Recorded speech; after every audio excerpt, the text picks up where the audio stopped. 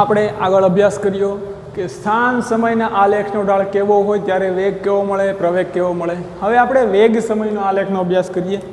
ફરીથી રિવિઝન કરી લઈએ. આ ઢાળનું તમને ખબર જ છે કે જો ખૂણો ધન એક્સ અક્ષ સાથેનો વધતો હોય તો ઢાળ વધે, પણ ઢાળનું ધન મૂલ્ય વધે, અને જો ધન એક્સ અક્ષ સાથેનો ખૂણો ઘટતો હોય તો ઢાળનું ધન મૂલ્ય ઘટે. તેવી જ રીતે જો ખૂણો 90 કરતાં મોટો હોય અને ઋણ એક્સ અક્ષ સાથે ખૂણો વધતો હોય તો ઢાળનું મૂલ્ય વધે, અને ઋણ એક્સ અક્ષ એટલે આ ઋણ એક્સ અક્ષ થશે તેની સાથેનો ખૂણો ઘટતો હોય આ રીતે તો ઢાળ ઘટે. આપણે જેમ આગળ ટ્રાવેલિંગ કરીએ તેમ. એટલે સ્થાન સમયના આલેખમાં આપણે જેમ અલગ અલગ બિંદુ પર જઈએ તેમ એ આલેખ કંઈ ગતિપથ નથી કે આપણે આ રીતે ટ્રાવેલ કરીએ છીએ. એનો મતલબ તો એવો કંઈ થતો જ નથી. એ ગતિપથનો આલેખ ખાલી છે. એ ગતિપથ ન દર્શાવે કે આ પ્રકારે કણ ગતિ કરતો હશે. હવે આપણે વેગ સમયનો આલેખ અભ્યાસ કરીએ તો વેગ સમયના આલેખનો ઢાળ આપણને શું આપશે મિત્રો? તમે બહુ સારી રીતે જાણો છો. વેગ અને સમય તેનો આપણે આલેખ દોરીએ અને તેનો આપણે ઢાળ મેળવીએ તો એ ઢાળ આપણને આપશે પ્રવેગ. વેગ સમયનો આલેખ દોરીએ. ચલો વેગ સમયનો આપણે આલેખ દોર્યો, તેનો આપણે ઢાળ મેળવીએ, એનો ઢાળ મેળવ્યો તો એ ઢાળ આપણને શું આપશે? પ્રવેગ. પરંતુ મિત્રો આ ચેપ્ટરમાં આપણે કેવો પ્રવેગનો અભ્યાસ કરવાનો છે? અચળ પ્રવેગનો અભ્યાસ કરવાનો છે. પ્રવેગનો જે અભ્યાસ કરવાનો છે અચળ રાખવાનો છે. પ્રવેગનું મૂલ્ય બદલાવાનું નથી. આગળ આપણે જોયું હતું કે વેગ સમયનો આલેખ વક્ર મળતો હતો તો પ્રવેગ વધતો જતો હતો. સેમ આપણે જે સ્થાન સમયનો આલેખ દોર્યો એ જ રીતે વેગ સમયનો પણ અભ્યાસ કરી શકીએ કે વેગ સમયનો આપણે આવો આલેખ દોરીએ. વેગ સમયનો વેગ વધતો જાય છે. વેગ સમયનો ઢાળ વધતો જાય છે. અહીંયા આવો થીટા મળશે, અહીંયા આવો મળશે, અહીંયા આવો મળશે, આ થીટા અને આ થીટા. જેમ એ બી સી તરફ જઈએ તેમ આપણને વેગ સમયનો આલેખનો ખૂણો વધતો જાય છે એટલે કે વેગ સમયના આલેખનો ઢાળ વધે છે, અને વેગ સમયના આલેખનો ઢાળ વધે છે, ધન વધે છે એટલે કે પ્રવેગ ધન પ્રવેગ વધે છે. પરંતુ આપણે વેગ સમયના આલેખ આપણે વક્ર દોરીએ તો પ્રવેગ આપણને અચળ નહીં મળે. તો વેગ સમયનો આલેખ આપણે વક્રનો અભ્યાસ કરવાનો થશે નહીં. તે બદલાતા પ્રવેગ એટલે કે વેરિયેબલ એક્સિલરેશન માટે ઉપયોગી છે અને જે આનો આપણે અભ્યાસ કરવાનો નથી. તો આપણે તો માત્ર અચળ પ્રવેગનો અભ્યાસ કરવાનો છે. તો પ્રવેગ અચળ ક્યારે રહેશે? કે જ્યારે વેગ સમયનો આલેખનો ઢાળ સુરેખા મળે તો પ્રવેગ આપણે કહી શકીએ એનો અચળ છે. તો સૌ પ્રથમ ઢાળ, તમે સર્વસામાન્ય ઢાળ જાણો છો, બધા જાણે છે કે આપણે આ રીતે વેગ સમયનો આલેખ દોરીએ. આ વેગ સમય, વેગ ઋણ પણ હોઈ શકે, ધન પણ હોઈ શકે. સમય ઋણ ધન ન હોય એ જાણો છો તમે. તો જો વેગ અચળ હશે તો એક સુરેખાનો ઢાળવાળી સુરેખાનું આપણે સુરેખા ગોતવાની હતી કે ટીને સમાંતર. તો વેગ ધન છે, ધન મૂલ્ય છે વેગનું. સમય જેમ આગળ જાય છે તેમ વેગમાં ફેરફાર થતો નથી. તો પ્રવેગ શૂન્ય છે. વેગ ધન છે, પ્રવેગ શૂન્ય છે. શા માટે? કારણ કે અહીં ઢાળ થીટા બરાબર 0. થીટા 0નો મતલબ કે ઢાળ 0 મળે છે, ઢાળ શૂન્ય છે. ઢાળ શૂન્ય છે એટલે પ્રવેગ શૂન્ય છે, અને ઢાળ એ જ પ્રવેગ છે તો પ્રવેગ શૂન્ય મળે છે. અને આપણે જાણીએ છીએ કે શૂન્ય પ્રવેગને પણ આપણે અચળ પ્રવેગ લઈએ છીએ, એટલા માટે આનો અભ્યાસ કર્યો. હવે ક્યારેક વેગ ઋણ મળે, આવી ગયો ઋણ વેગ, આ માઇનસ, હાલો આ V0 આપણે કહીએ, સપોઝ આ માઇનસ V0. વેગનો ઋણ છે તો વેગને નીચે આ દિશામાં આપણે અચળ કરીશું. તો આ કિસ્સામાં પણ વેગ ઋણ મળશે. નીચે જો દોરીએ તો વેગ ઋણ થાય, ઋણ વેગ થાય, ઢાળ શૂન્ય થાય, પ્રવેગ શૂન્ય થાય. ઢાળ શૂન્ય એટલે પ્રવેગ શૂન્ય, અને પ્રવેગ શૂન્ય પ્રવેગને આપણે અચળ ગણી શકીએ. અહીંયા પણ અચળ પ્રવેગ છે, અહીંયા પણ અચળ પ્રવેગ છે. જો વેગ ઉપર હોય તો ધન હોય, નીચે હોય તો ઋણ વેગ હોય. હવે હજી એક આલેખ, આગળનો આલેખ જોઈએ વેગ સમયનો. હવે ઢાળ ધન જોઈએ, પણ વેગ ઢાળને આપણે લાલ લીટીથી દર્શાવીશું, સોરી, વેગ સમયના આલેખને. વેગ અને સમયનો આલેખ છે તેમાં પ્રવેગને અચળ રાખવો હોય તો વેગ સમયના આલેખનો ઢાળ અચળ રાખવો પડે. એનો મતલબ કે વેગ સમયના આલેખને સુરેખા બનાવવી પડે તો જ એનો ઢાળ અચળ રહે. તમે બહુ સારી રીતે જાણો છો. તો આ થીટા અચળ રહેશે કોઈ પણ બિંદુએ, અને આ થીટા લેસ ધેન 90 છે. થીટા લેસ ધેન 90 છે. તો અહીંયા તો મિત્રો વેગ ધન દિશામાં દર્શાવેલો છે, ધન વેગ દર્શાવેલો છે. તો વેગ તો ધન છે, તમને જોઈને જ ખબર પડી જાય કે વેગ ઉપર લીધો છે એટલે વેગ ધન. બીજું, ઢાળને થીટા 90 કરતાં નાનો છે એટલે ઢાળ પણ ધન મળે. પ્રથમ ચરણમાં થીટા છે એટલે ઢાળ ધન મળે. ઢાળ ધન મળે અને ઢાળ પાછો કેવો મળે? અચળ, બદલાય નહીં. ઢાળ અચળ એનો મતલબ કે પ્રવેગ પણ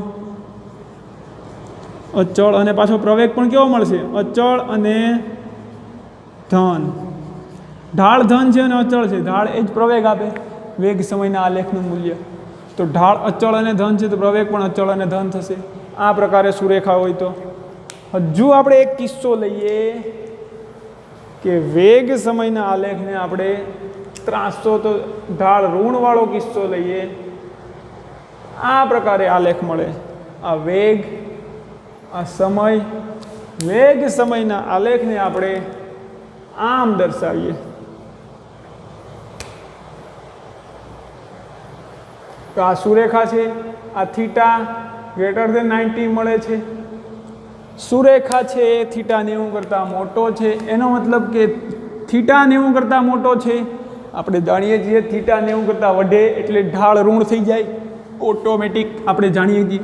તો ઢાળ કેવો મળશે? આ કિસ્સામાં ઢાળ આપણને ઋણ મળશે. ઢાળ ઋણ છે એટલે પ્રવેગ પણ ઋણ છે. હું દર વખતે અચળ પ્રવેગ નથી લખતો, તમને ખબર છે કે આપણે પ્રવેગ અચળ જ રાખવાનો છે. પ્રવેગ ઋણ છે તો વેગ ધન છે. જો અહીંયા તો આપણે વેગને લખી દઈએ ધન, સોરી વેધ નહીં, વેગ. વેગ ધન છે અને સમય જેમ આપણે જતા જઈએ તેમ જો વેગનું અહીંયા કંઈક આટલું મૂલ્ય છે આ સમય માટે. T1 સમય માટે વેગ V1 મળે, અને આપણે T2 સમય લઈએ તો વેગ V2 મળે. જેમ સમય જાય છે તેમ વેગ ઘટે છે. એનો મતલબ આપણે કહી શકીએ ને કે પ્રવેગ ઋણ છે. વેગ ધન છે, વેગ ઘટે છે તો પ્રવેગ ઋણ હોય. આ જ કિસ્સામાં આપણે બે બીજા કિસ્સા જોઈ લઈએ એ જ આલેખમાં, કે આલેખને થોડોક આપણે મોટો કરી દઈએ અને આ જ, અથવા તો આપણે ચાલો આગળ કરી દઈએ, એને નથી કરવું. જો વેગ સમયનો આલેખ આપણને આવો કંઈક મળે.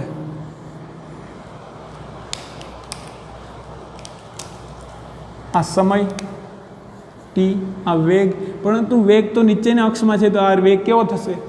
ઋણ વેગ થશે. હવે ઋણ વેગ થશે અને આ સમય છે. તો જો આનો ઢાળ આપણે જોઈએ તો આ રેખાને આપણે આમ લંબાવો આગળ. થીટા કેવો છે? Less than 90, greater than 90, less than 90. તો આ રેખાનો વેગ કેવો છે પહેલાં તો આપણે જાણીએ છીએ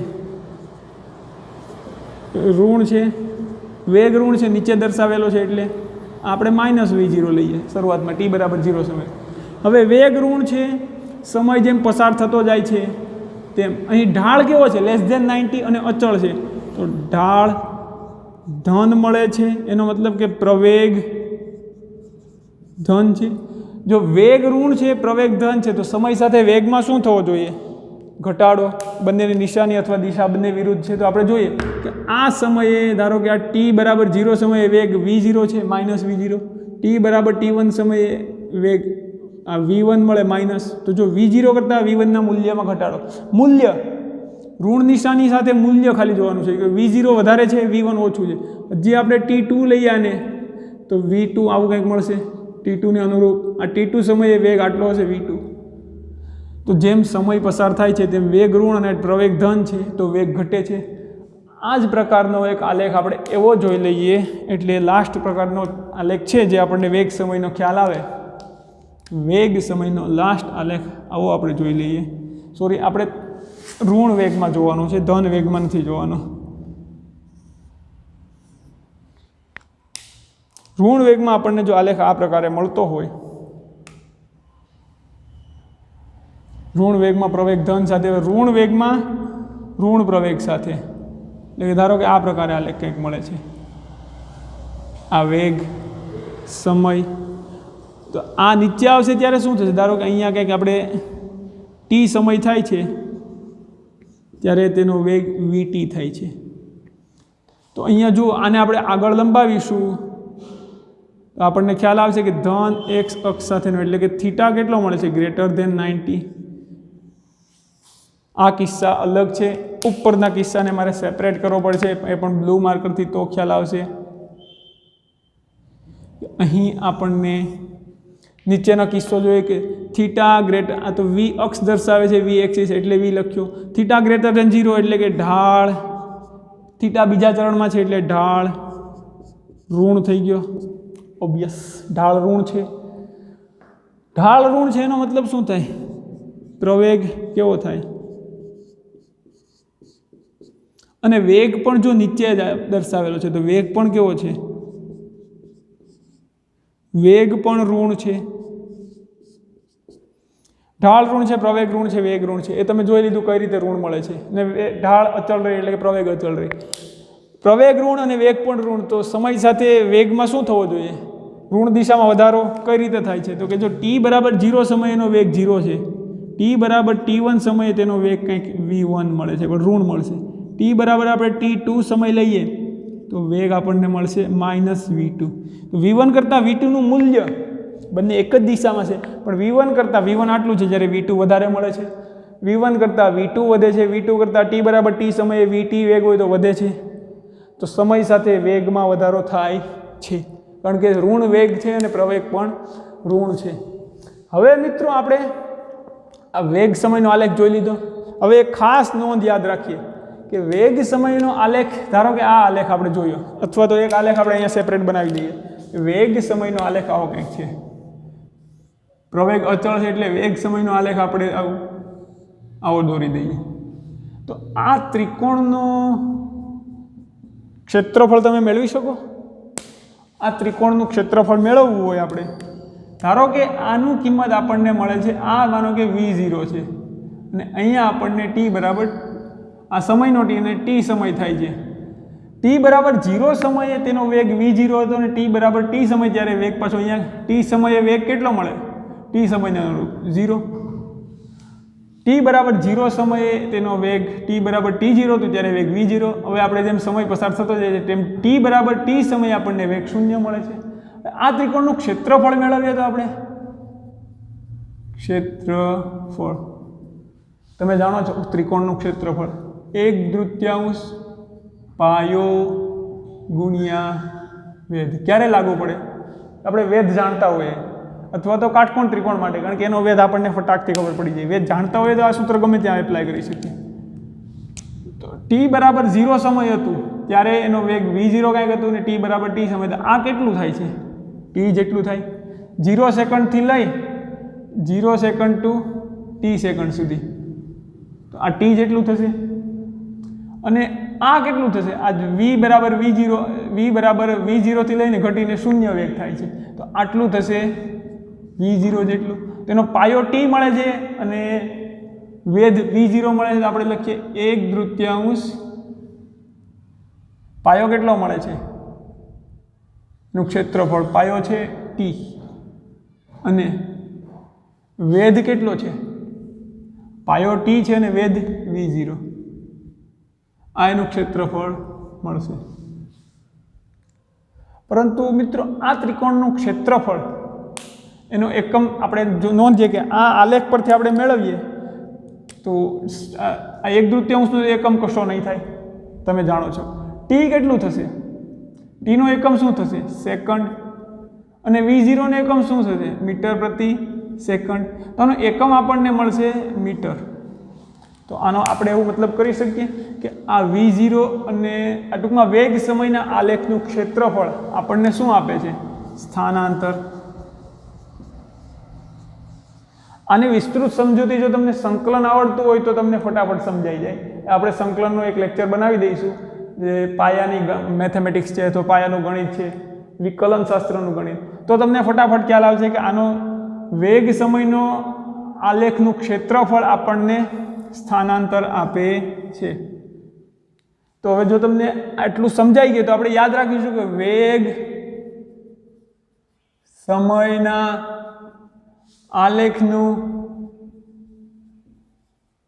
ક્ષેત્રફળ આપણને શું આપે? સ્થાનાંતર। ખાસ યાદ રાખીશું, આની ઉપરથી મોટા ભાગના ન્યુમેરિકલ સોલ્વ કરવાના થશે।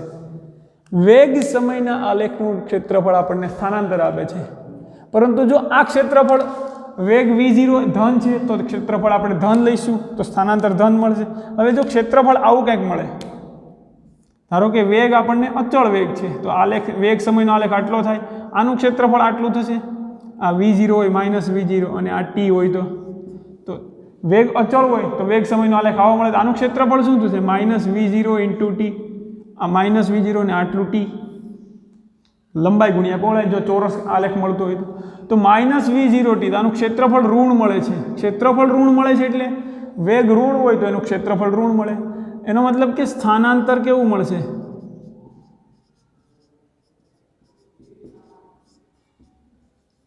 સ્થાનાંતર ઋણ મળશે। જો ક્ષેત્રફળનો ધન ક્ષેત્રફળ મળે એટલે કે વેગ ધન હોય તો આપણને સ્થાનાંતર ધન મળે, અને ક્ષેત્રફળ ઋણ હોય, વેગ ઋણ હોય તો ક્ષેત્રફળ ઋણ મળશે એટલે કે સ્થાનાંતર ઋણ મળશે। તો આપણે આવું લખી શકીએ કે વેગ ધન હોય તો સ્થાનાંતર વેગ ધન હોય, વેગ ધન તો એનું ક્ષેત્રફળ પણ ધન મળશે, તો એનું ક્ષેત્રફળ પણ કેવું મળશે? ધન મળશે, અને ક્ષેત્રફળ ધન મળશે એટલે સ્થાનાંતર પણ કેવું મળશે? ધન મળશે। બીજો કિસ્સો, આ એક ખાસ યાદ રાખીશું નોંધ। બીજો કિસ્સો આપણે જોઈએ કે જો વેગ ઋણ હોય તો ક્ષેત્રફળ પણ કેવું મળશે? ઋણ। ક્ષેત્રફળ ઋણ મળશે તો સ્થાનાંતર પણ કેવું મળશે? ઋણ। અને આ યાદ રાખીશું કે વેગ સમયના આલેખનું ક્ષેત્રફળ સ્થાનાંતર આપે છે, અને એ સ્થાનાંતર ધન છે કે ઋણ છે તમે જાણી શકો કે વેગ ધન છે કે ઋણ છે, તેના ઉપરથી તમે જાણી શકો। આના આધારિત આપણે એક બે ન્યુમેરિકલ સોલ્વ કરશું એટલે તમને ખ્યાલ આવશે કે વેગ સમયના આલેખનું ક્ષેત્રફળની ગણતરી કેમ કરવી। હવે આપણે સિમ્પલ કિસ્સો છે એક પ્રવેગ સમયનો આલેખ, પરંતુ મિત્રો પ્રવેગ સમયનો આલેખ આપણે કેવો જ દેવાનો છે? ખાલી પ્રવેગ અચળ જ ભણવાનો છે। પ્રવેગ સમયનો આલેખ આપણને પ્રવેગની અક્ષ, આ સ્થાનની અક્ષને સમાંતર મળશે, તે આપણે જોઈએ અને તેનો અભ્યાસ કરીએ એટલે ખ્યાલ આવશે કે આગળ કઈ રીતે આ પ્રવેગ સમયના આલેખ પરથી MCQ કઈ રીતે પૂછાઈ શકે। હવે આપણે પ્રવેગ સમયના આલેખનો અભ્યાસ કરીએ તો તમે જાણો છો કે પ્રવેગ સમયના આલેખનો ઢાળ, પ્રવેગ સમયના આલેખનો ઢાળ શું આપે? ઝર્ક કહીએ ઇંગ્લિશમાં, અથવા એને આપણે ગુજરાતીમાં કહીએ ઝટકો। ઝટકો, ઝર્ક, જેનું ઝટકા મશીન આવે ને એ ટાઈપનું, રોજડા માટે ઘણા મુકાવે છે ખેતરમાં। ઝટકો લાગે, ધક્કો લાગે, એક જાતનો અચાનક જ સડન ચેન્જ, એને ઇંગ્લિશમાં ઇમ્પલ્સ પણ કહી શકીએ આપણે। પ્રવેગમાં કંઈક ફેરફાર થાય એટલે આમ આપણને ધક્કો લાગે, બળ લાગે અચાનક જ। તો આપણે એ પૂછવાનું ક્યાંય નથી તમારે, ખાલી સમજૂતી માટે હતું કે પ્રવેગ સમયના આલેખનો ઢાળ ઝટકો આપે, અને આપણે તો અચળ પ્રવેગનો અભ્યાસ કરવાનો છે। તો આ પ્રકારે બની શકે બે કિસ્સા, જ્યારે પ્રવેગ ધન હોય અને પ્રવેગ ઋણ હોય। આ પ્રવેગ સમય, પ્રવેગ અચળ હશે એટલે પ્રવેગ સમય આપણને સમયની સાથે પ્રવેગનું મૂલ્ય બદલાશે નહીં, એટલે કે પ્રવેગ આ ધન પ્રવેગ છે અને a0 આપણે ગણીએ તો ધન પ્રવેગ આપણને આટલો કંઈક મળે છે, t બરાબર t સમયે અને t બરાબર 0 સમયે। 0 સેકન્ડે a0 છે, જેમ સમય આગળ જાય છે છતાં પ્રવેગ અચળ રહે છે। પ્રવેગ અચળ રહે છે એનો મતલબ કે એના વેગમાં ફેરફાર થાય છે, પણ એક સમાન નિશ્ચિત સમયગાળામાં એક સમાન ફેરફાર થાય છે, અને પ્રવેગ ધન છે। આ એક કિસ્સો બને। અને બીજો ઋણ પ્રવેગવાળો કિસ્સો બનશે, તો કે -a0, આ પ્રવેગની એક્સિસ, આ સમયની એક્સિસ। તો સમય સાથે જ્યારે સમય t થાય છે તો પણ પ્રવેગનું મૂલ્ય -a0 જ રહે છે। આટલો થઈ ગયું। હવે મિત્રો આપણે જોઈએ કે જો પ્રવેગ, આપણે નોંધ કરી હતી કે વેગ સમયના આલેખનું ક્ષેત્રફળ આપણને સ્થાનાંતર આપે, સ્થાનાંતર ધન હોય કે ઋણ હોય, એ કઈ રીતે આ ખબર પડે? તો કે વેગ ધન હોય તો ક્ષેત્રફળ ધન મળે, એટલે ઉપર તરફ મળતું હોય ક્ષેત્રફળ તો એ ધન ગણવું પડે, નીચે તરફ મળતું હોય તો વેગ ઋણ હતો એટલે ક્ષેત્રફળ પણ ઋણ મળે, એટલે ઉપર તરફ ક્ષેત્રફળ મળે તો ધન સ્થાનાંતર, નીચે તરફ ક્ષેત્રફળ મળે તો ઋણ સ્થાનાંતર. એવી જ રીતે પ્રવેગ સમયના આલેખનું ક્ષેત્રફળ આપણને શું આપશે? તમે જાણી શકો, લખી દઈએ આપણે નોંધ કે પ્રવેગ સમયના આલેખનું ક્ષેત્રફળ આપણને વેગમાં ફેરફાર આપશે. સ્થાનાંતર એટલે જે વેગ સમયનો આલેખ શું હતો? તો કે સ્થાનમાં કેટલો ફેરફાર થયો એ સમયગાળા માટે.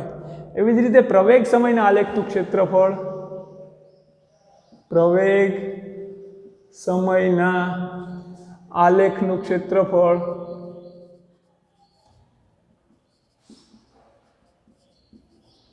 શું આપે આપણને? સ્થાન સમય, આ વેગ સમયના આલેખનું ક્ષેત્રફળ સ્થાનમાં ફેરફાર આપતો હતો, તો પ્રવેગ સમયના આલેખનું ક્ષેત્રફળ શું આપશે? વેગમાં ફેરફાર.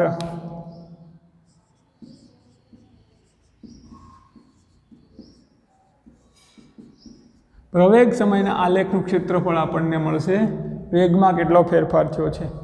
એટલે કે જો t બરાબર 0 સમયથી 0 સેકન્ડથી t સેકન્ડ સુધી આપણે જોઈએ કે વેગમાં કેટલો ફેરફાર થયો હશે, તો કે આનું ક્ષેત્રફળ કેટલું થાય?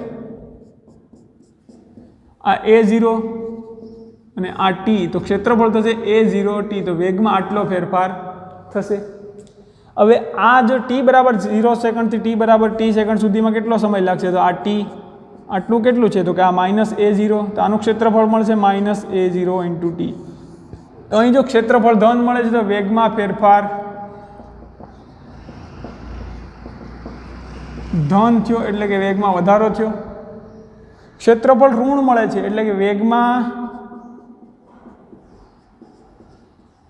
ફેરફાર ઋણ થયો. ખાસ નોંધ રાખીએ આપણે, વેગમાં ઋણ ફેરફાર થયો. અહીં વેગમાં ફેરફાર ઋણ થાય છે એનો મતલબ કે આ વેગમાં ધન ફેરફાર થાય છે એટલે કે વેગ વધે છે.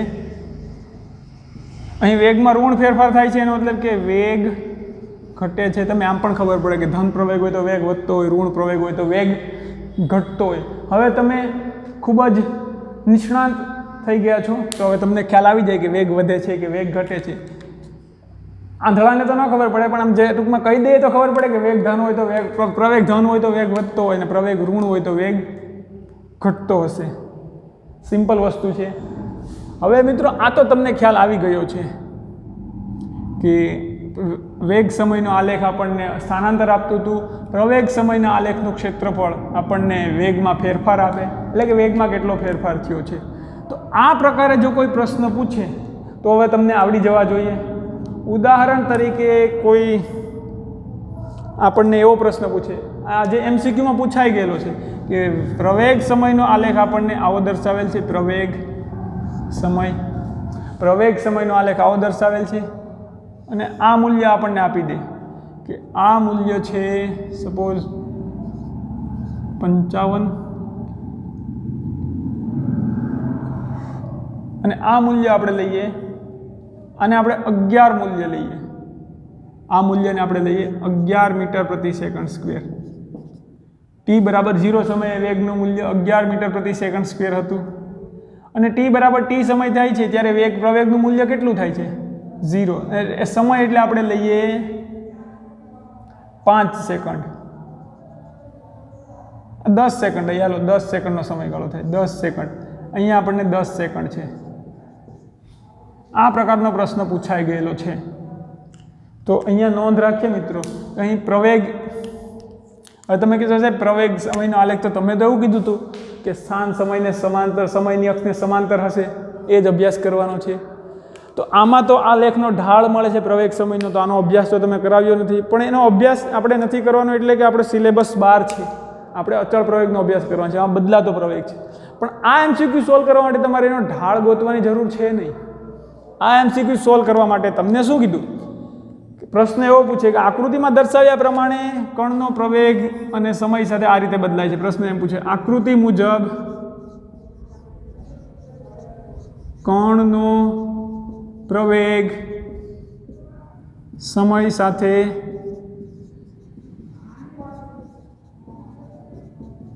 બદલાય છે. તો 10 સેકન્ડમાં વેગમાં કેટલો ફેરફાર થયો? 10 સેકન્ડમાં વેગમાં કેટલો ફેરફાર થયો? મિત્રો અહીં જો પ્રવેગ ઘટે છે, પ્રવેગનું મૂલ્ય ઘટે છે પણ પ્રવેગ ઋણ નથી થતો. વેગમાં જે દર સેકન્ડે વધારો થવાનો દર છે એ દર ઘટતો જાય છે, પણ વેગમાં તો વધારો જ થશે ને. તમે સમજી શકો અહીંયાથી કોઈક ધક્કો મારતું હતું, ગાડી એ જતી હતી એનો અચળ વેગથી, હવે એમાં કોઈક ધક્કો મારતું હતું તો શરૂઆતમાં ખૂબ જ વધારે ઝડપથી ધક્કો, ખૂબ જ જોર લગાવતું હતું, ખૂબ જ બળ કરતું હતું, તો વધારે ધક્કો લાગશે. હવે ધીમે ધીમે બળ લગાવવાનું ઓછું કરી દે છે, ઓછું બળ લગાવશે તો કાંઈ ગાડીની ગતિની દિશા નહીં બદલાય, પણ ગાડીની ગતિમાં જે દર ચોક્કસ સમયમાં વેગમાં વધારો થતો હતો એ વધારાનો દર ઘટી જાય. પ્રવેગ ઘટે એનો મતલબ કે દર ઘટે છે. તો અહીંયા એમ પૂછ્યું છે આકૃતિમાં પ્રવેગ સમયનો આલેખ દર્શાવેલ છે, તો પ્રવેગ સમયના આલેખ પરથી આપણે 10 સેકન્ડમાં વેગમાં કેટલો ફેરફાર થાય છે એ મેળવવાનું છે. અને આના ઓપ્શન તમને આપી દે. એ 50 સેકન્ડ,